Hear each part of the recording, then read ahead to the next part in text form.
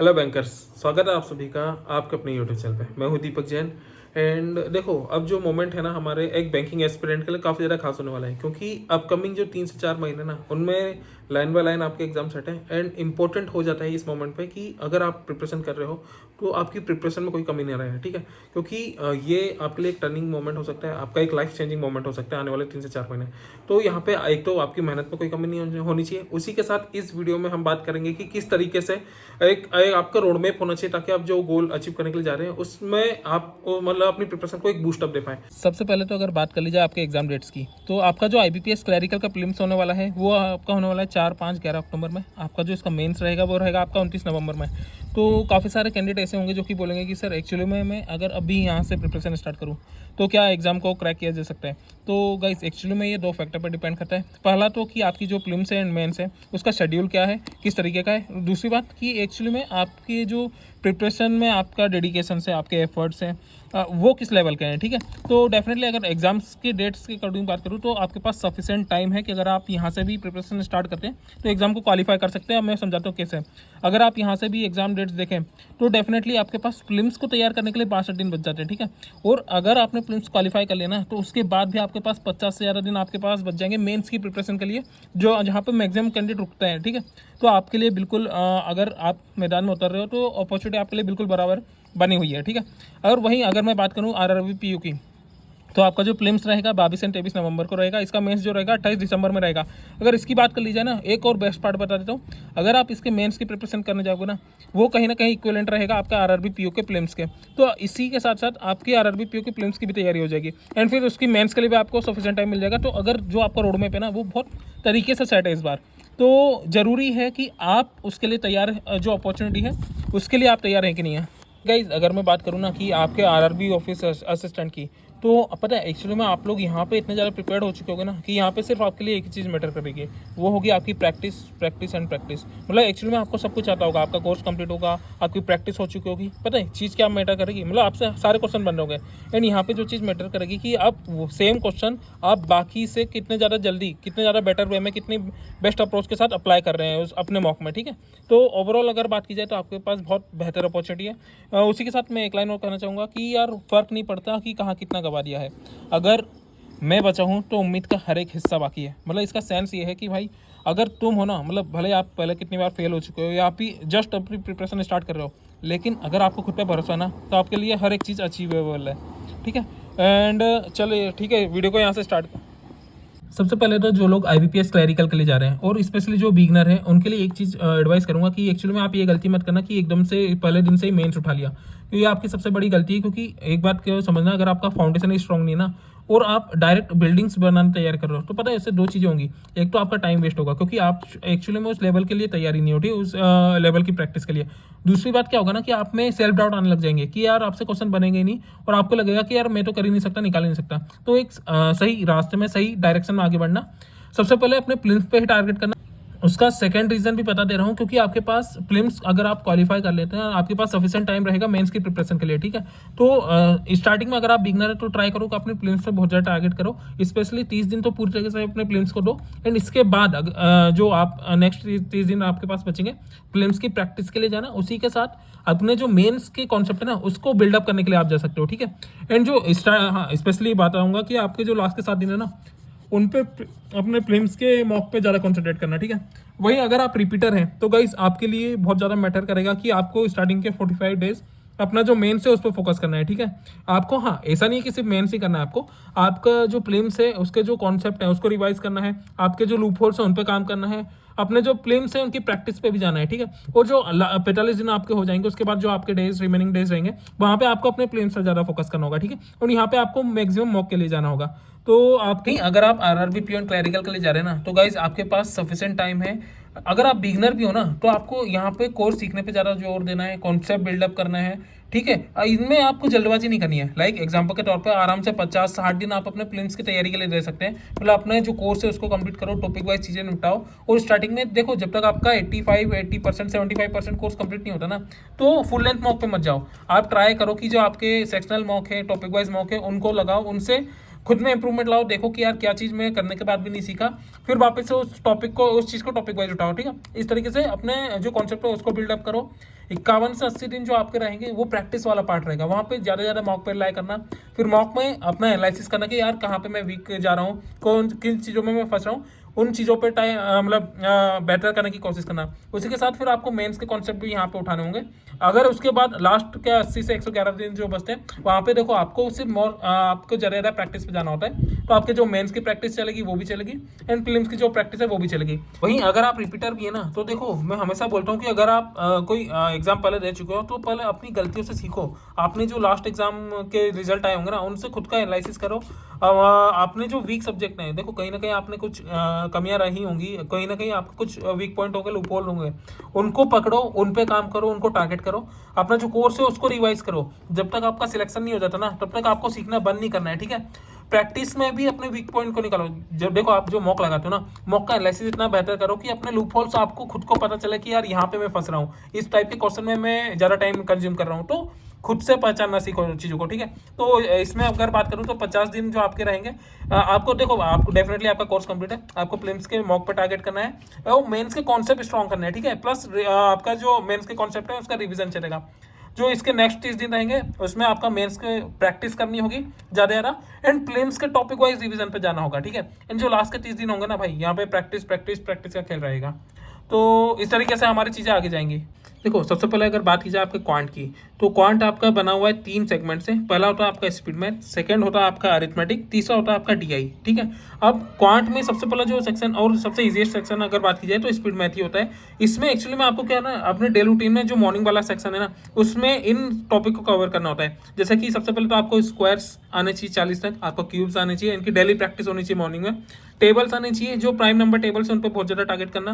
जो परसेंटेज से फ्रैक्शन है, फ्रैक्शन से परसेंटेज, ये आपके डेली रूटीन में शामिल होना चाहिए क्योंकि ये चीज़ों को आसान बना देता है, ठीक है।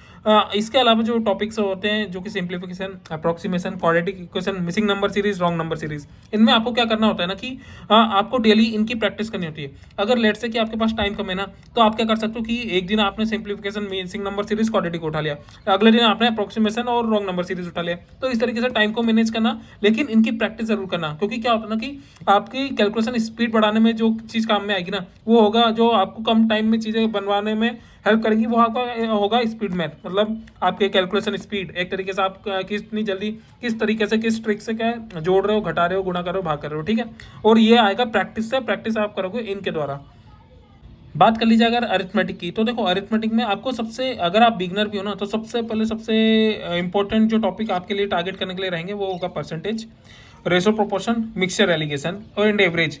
ये चारों अपने अपने टॉपिक तो ही, प्लस उसी के साथ जो अरिथमेटिक के अदर टॉपिक भी है ना, वो भी कहीं ना कहीं इन्हीं के ऊपर टिकेंगे, ठीक है। बहुत सारे जो डीआई रहेंगे वो आपके इनसे सॉल्व हो जाएंगे। तो ये खुद में टॉपिक है, प्लस ये अदर टॉपिक के भी बेस है, तो ये आपका मेन फाउंडेशन है, ठीक है। सबसे पहले अगर आप बिगनर हो तो आपको इन टॉपिक पर टारगेट करना है, फिर आपको डीआई पे जाना है। डीआई में आप पाई चार्ट, आपके line graph, table graph, bar graph, case study, actually में ये जो प्रीलिम्स के डीआई ना, इनको टारगेट करना है। एंड उसी के साथ फिर ये करते करते, मतलब जब आपका अरिथमेटिक हो जाएगा तो आप डीआई भी बना रहे होंगे और फिर अरिथमेटिक वाले जो अदर टॉपिक उस पर भी जा रहे होंगे। एग्जाम्पल के तौर पर आपको फिर निपटाने होंगे profit loss, speed distance time. Speed distance time में अपने आप में देखो कवर रहता है रेस, बोर्ड स्ट्रीम, ट्रेन।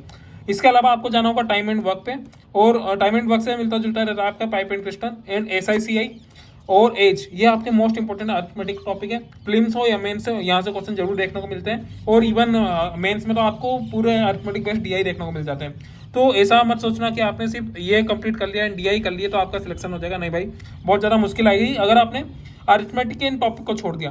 तो ट्राई करना कि टॉपिक वाइज चीज़ों को टारगेट करना एंड इन टॉपिक को पीछे मत रहना। एंड इसके बाद जो आपका गोल रहेगा कि यार जब आप इनको कवर कर चुके होंगे ना, फिर आप मेंस के डीआई पे जाना। मेंस के डीआई पे अगर बात की जाए तो आपका होता है mix DI, arithmetic based DI, आपका funnel DI, bubble DI, logical DI, आपके missing DI, scatter DI, candle sticks DI. तो ये समझ लो कि इस इतने प्रकार के डीआई होते हैं। तो ऐसा ना हो कि आप मेंस देने बैठो आपको पता ही नहीं हो कि यार एक्चुअली में कौन सा डीआई पूछ दिया। तो आपको इनकी मतलब जानकारी, मैं नहीं बोलता कि आप पूरे बनाने आना चाहिए, लेकिन इवन आपको पता होना चाहिए कि यार ये किस तरीके के डीआई है, किस तरीके से सॉल्व हो सकते हैं। काफी सारे कैंडिडेट आपके जो मिसलेनियस टॉपिक है like probability, mensuration, partnership, permutation, combination, इनको स्किप कर देते हैं, जबकि एक्चुअली में काफ़ी ज़्यादा छोटे टॉपिक है। इवन आप अपने स्टडी के बीच में इनको कवर अप करना चाहें तो ईजिली 2 से 3 4 लेक्चर में आप इनके जो कॉन्सेप्ट है उनको कवर कर सकते हैं। तो मेरा कहना ये है कि किसी भी चीज़ को स्किप मत करो। एग्जाम्पल के तौर पर मेंस्ट्रुएशन के अगर आपको इंपॉर्टेंट फॉर्मूले भी आते हैं ना, तो उनको फॉर्मूला याद कर लो। इसके बाद आपको जो मॉक में क्वेश्चन देखने को मिलेगा ना, उन्हीं अगर आप बनाते चलोगे, सीखते चलोगे, तो भी आपका काम हो जाएगा।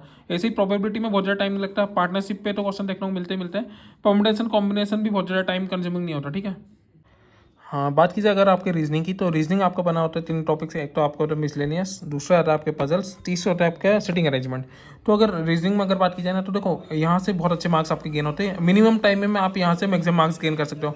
तो आपको इन चीज़ों को अल्टरनेट डेज में या फिर बोले कि यार टॉपिक वाइज अपने डेली रूटीन में शामिल करना होता है, एंड इन्हें टारगेट करना होता है। लाइक आपका जो मॉर्निंग का टाइम पीरियड रहता है ना, जो रिफ्रेशिंग टॉपिक्स का रहता है, जिनमें हम सिंप्लीफिकेशन कर रहे होते हैं, क्वाड्रेटिक क्वेश्चन कर रहे होते हैं, उन्हीं में हमें इनके ये टॉपिक भी आपको मतलब आप बोल सकते हैं कि आप अल्टरनेट डेज पे 3 टॉपिक पहले उठा लो, 3 टॉपिक बाद में उठा लो, इस तरीके से आपको चलने देना होता है, ठीक है। रीजनिंग में जो आपके मिसलेनियस टॉपिक है ना, ये आपको मिनिमम टाइम में मैक्सिमम मार्क्स गेन करके देते हैं।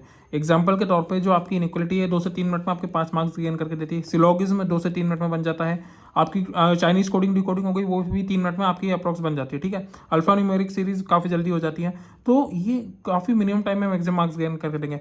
स्पेशली अगर मैं बात करूँ डायरेक्शन डिस्टेंस की, तो याद रखना ये काफ़ी ज़्यादा बच्चों को फंसाता है, तो इनकी बहुत अच्छे से प्रैक्टिस करना। ऑर्डर रैंकिंग की बात करूँ, ये बच्चों को फंसाता है। ब्लड रिलेशन काफ़ी बार हमें प्लेन्स में भी फंसाता है, काफ़ी बार मेंस में भी फंसा देता है। ईजी से लगने वाले 2-3 लाइन वाले जो टॉपिक रहते हैं, ये भी हमें जो 2-3 स्टेटमेंट वाले चीज़ें रहती है, वो भी हमें कहीं ना कहीं फंसा देती है। तो इन चीज़ों को बहुत ज़्यादा स्पेशली टारगेट करके प्रैक्टिस करना।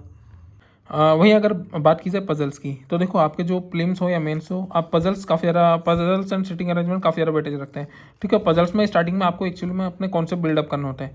आपको ट्राई करना पहले किसी भी 1 या 2 फैकल्टी से अपनी पजल्स की जो कॉन्सेप्ट है उनको क्लियर करो। इसके बाद फिर अपने मॉक में पजल्स की ज़्यादा प्रैक्टिस करो। और पजल्स में बात की जाए, आपको टारगेट करना होता है सबसे पहले बिल्कुल बेसिक से, like box based puzzle, floor based puzzle, height weight puzzle, year month based puzzle, ठीक है। एज बेस्ड पजल ये काफ़ी ज़्यादा बच्चों को फंसाती है। लाइक आपको एक डेट दे रखते हैं, उसके अकॉर्डिंग आपको एज निकालनी होती है, एक बेस ईयर दे दिया लेट से, एंड उसके अकॉर्डिंग फिर चीज़ आगे बढ़ती है। तो काफ़ी ज़्यादा बच्चे यहाँ पे फंसते हैं।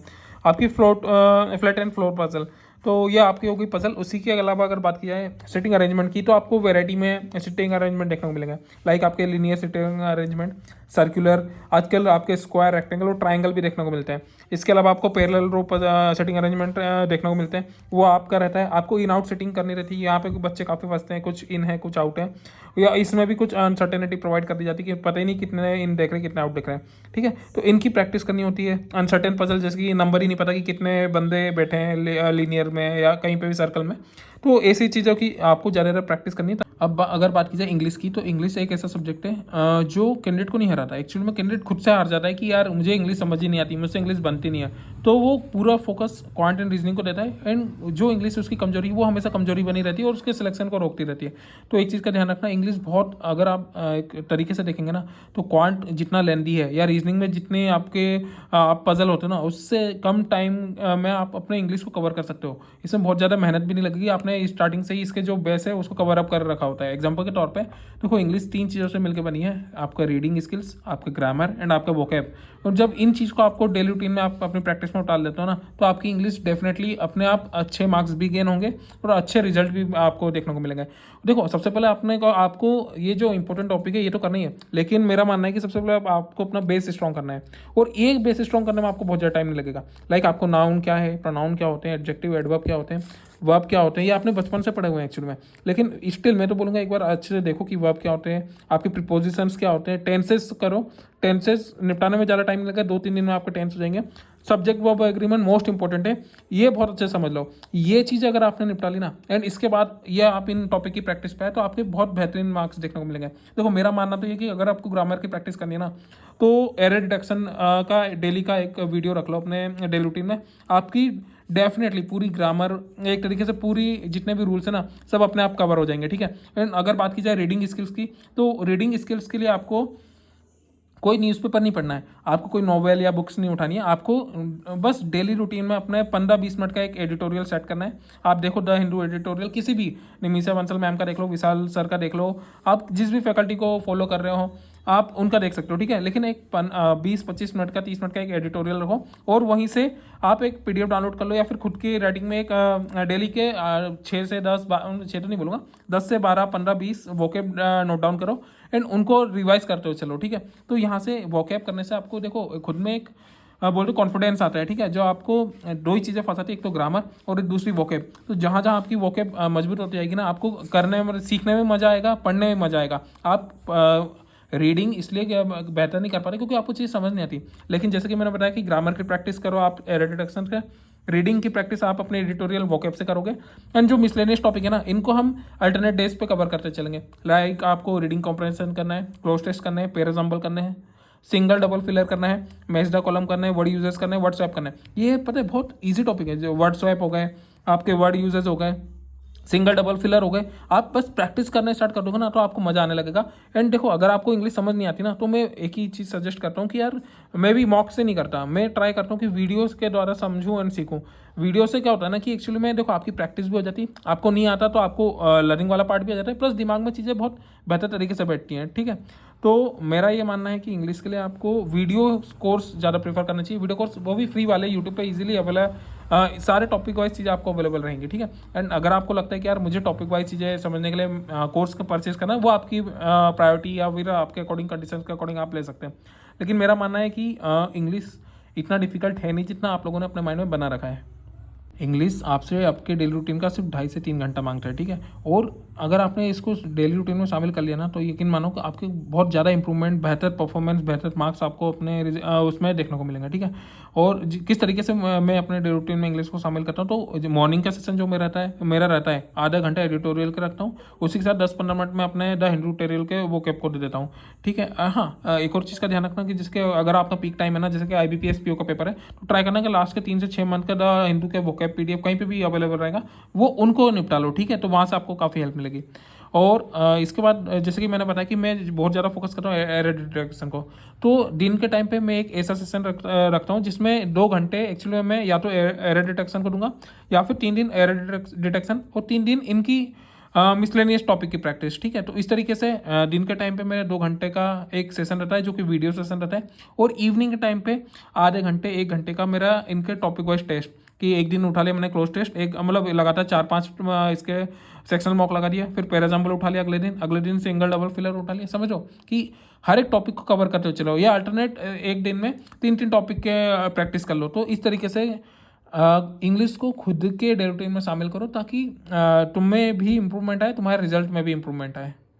बात की जाए करंट अफेयर की, तो करंट अफेयर एक ऐसा सब्जेक्ट है जो कि आपके मेंस को बना भी सकता है या बिगाड़ भी सकता है, इसलिए बहुत ज़्यादा ध्यान रखना। काफ़ी सारे बच्चे करंट अफेयर को स्किप करके चलते हैं, जबकि आपको एक्चुअली में स्टार्टिंग से ही डेली एक वीडियो मॉर्निंग में होना चाहिए करंट अफेयर का, और इवनिंग में सोने से पहले आपकी दूसरे सोर्स की एक PDF होनी चाहिए जिससे आप रिवाइज करो अपने डेली करंट अफेयर को, ठीक है।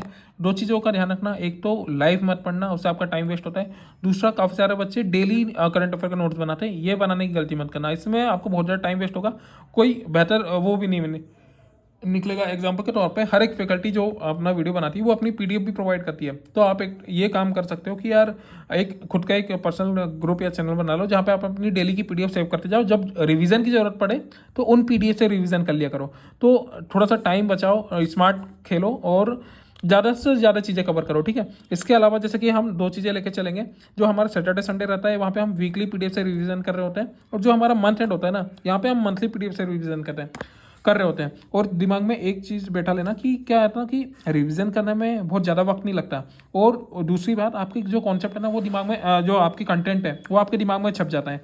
तो ये चीज़ बहुत ज़्यादा मैटर करेगी जब आप एग्जाम देने बैठोगे ना, और आप सिर्फ अपना करंट अफेयर कवर कर जा रहे हो, मतलब आपने 6 महीने का कवर कर लिया लेकिन रिवीजन एक भी मन का नहीं किया, तो पता है क्या होगा, एग्जाम में आपको लगेगा कि यार ऑप्शन A भी आंसर हो सकता है, ऑप्शन B भी हो सकता है, क्योंकि आपके पास इतना ज़्यादा कंटेंट होगा। लेकिन जब आप रिवाइज करते हो ना, तब आपको क्लियरिटी आती है उस चीज़ से।